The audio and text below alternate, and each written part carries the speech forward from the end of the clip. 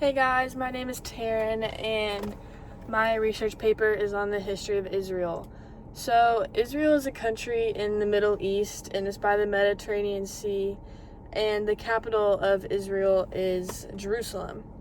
So, that's just an overview, but my research paper is on King David, King Solomon, the return of the exiled Jews, and the Balfour Declaration.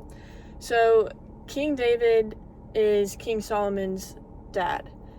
So, King David reigned over Israel after King Saul, and King David had a lot of trouble trying to become king. It took him about 30 years to come into power. So, during his trouble, he had to fight and go to war and all of that fun stuff. So, I'm sure most of you guys have heard of David and Goliath and the story behind that, but just a small little recap. David had to fight Goliath and he won. So then King Saul didn't like that, so he tried to have David killed. And yeah. King David and King Solomon were some of the greatest kings Israel has ever seen. That's because of their love for God and they trusted in Him. And as Christians, we should all strive to be like that every day. They all put their heart first for God before anything else. They didn't get power hungry like King Saul. After the death of King David, Solomon became king, and his main goal was to build a temple. And this holy temple was a place for people to go and to just pray and just talk to God. The temple was built like the tabernacle, and it had 2 bronze pillars, and it had a bunch of elaborate carvings and all that fun stuff. So the people loved King David, and they anointed him very quickly, and during the end of his power, I guess you could say, he lost the favor of God. A lot of the kings in Israel lost the favor of God, and so did King Solomon. King David provided all the materials necessary for King Solomon to have his people build the temple.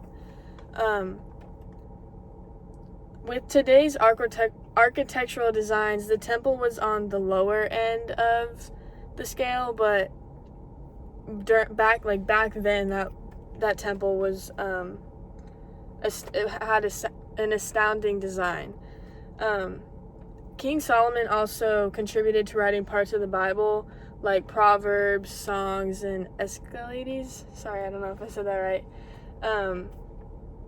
A lot of the kings let their pride and power get to them, and then they lost the favor of God, like I said recently. King Solomon died at the age of 80, and his son Rehoboam took over the throne. The return of the exiled Jews was not a surprise, and it was actually predicted in Psalms. The return of the Jews was carried out in 3 waves, and my paper goes more into that. But the Israelites had a lot of love for God, and they all turned to God during all of the captivity. Most of the Israelites were actually born into captivity, which I didn't know that, and I thought that was cool. Ezra examined the list and realized that the Levites were not on the list, and that was surprising to him because they had many privileges actually, and they thought that he thought that they would want to go and see him, but I guess not. Ezra actually found it sad that the people didn't use their God-given gifts to go and thank God for what he did. As Christians, we should be excited to use our God-given gifts, and we should be willingly to do whatever God has asked us or called us to do. In the Balfour Declaration, it was a statement for British support, and it's actually the establishment in Palestine of a national home for the Jewish people. The British government hoped that the declaration would rally the Jewish opinion, especially in the United States, to side the Allied powers over the Central powers. The Balfour Declaration was supported and included in the French control over Palestine by the principal Allied powers, officially accepted by the newly formed League of Nations on July 24th, 1922. The British government modified its policy in May 1939 by proposing a cap of 75,000 new immigrants and an end to immigration by 1944. Overall, Israel has a lot of history, and I thought these three topics were pretty cool to me. I actually learned about King Solomon and King David in my high school Bible classes, so I knew a lot about that, and I thought it would be nice to share my information with everybody. And yeah, thank you for watching.